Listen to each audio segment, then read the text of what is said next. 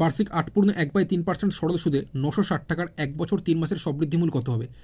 সবৃদ্ধিমূল মানে হচ্ছে আসলের সঙ্গে সুদ যোগ করলে যে টাকাটা সেটাই হচ্ছে সবৃদ্ধিমূল। তো আসল তো কোশ্চেনে 960 টাকা বলে দিয়েছে, এবার আমরা এখানে সুদ বার করব, সরল সুদ বার করব। তো 960 টাকার সঙ্গে সেই সরল সুদ যোগ করলে যে টাকাটা হবে সেটাকেই বলবো আমরা সবৃদ্ধিমূল, ঠিক আছে? তো প্রথমে সরল সুদ বার করব। তো সরল সুদ বের করার ফর্মুলা হচ্ছে PRT/100। তো পি মানে প্রিন্সিপাল, প্রিন্সিপাল মানে আসল। কত বলেছে কোশ্চেনে? 960 টাকা বলেছে, তাই এই পি এর জায়গায় 960 লিখেছি, গুণ আর মানে রেট অফ ইন্টারেস্ট মানে সুদের হার, যেটা পার্সেন্টে থেকে কত আছে? 8.1/3%। এবার এই 8.1/3 মানে এই 3 যেরকম নিচে আছে থাকবে, এরকম গুণ হয় ওপরে যোগ হয়, মানে 3 8 গুণ করলে 24, তার সাথে ওপরের 1 যোগ 25, যে 25 লিখেছি, অর্থাৎ 8.1/3 মানে এই 25/3 লিখব। পার্সেন্টের জন্য যে নিচে 100 সেটা অলরেডি আমরা এখানেই ফর্মুলার মধ্যে লিখে নিয়েছি, তো সেটা যেরকম নিচে আছে থাকবে। আচ্ছা, গুণ দিয়ে সময়টা এখানে 1 বছর 3 মাস আছে, আমি পুরোটাকে বছরে নিয়ে যাব। তো পুরোটাকে যদি বছরে নিয়ে যাই, এটা তো 1 বছরে আছে, 1 যেরকম আছে লিখলাম।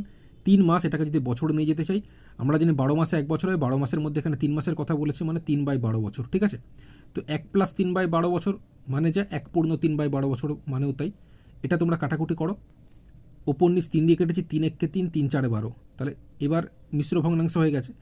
তো এই 4 যেরকম নিচে আছে থাকবে, এরকম গুণ হয় ওপরে যোগ হয়, অর্থাৎ 4 1 গুণ করলে 4, তার সাথে ওপরের 1 যোগ 5।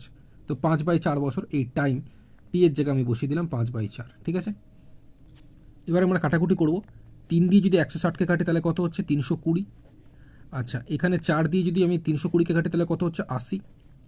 আচ্ছা, 80 আর 100 আমি 20 দিয়ে কাটছি, 20 4 80, 20 5 100। এখানে এই 5 ওপর নিচ কেটে দিলাম, তাহলে 4 5 গুণ করলে কত হচ্ছে? 100 টাকা। তাহলে সরল সুদ আমাদের 100 টাকা বেরোলো।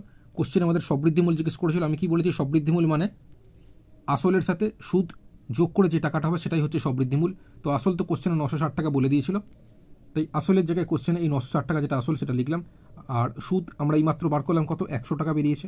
তো 960টার সাথে 100 যোগ করলে 1060 টাকায় সুদে আসলে, অর্থাৎ সবৃদ্ধিমূল এই টাকাটা হচ্ছে, এটাই সঠিক উত্তর হবে, ঠিক আছে?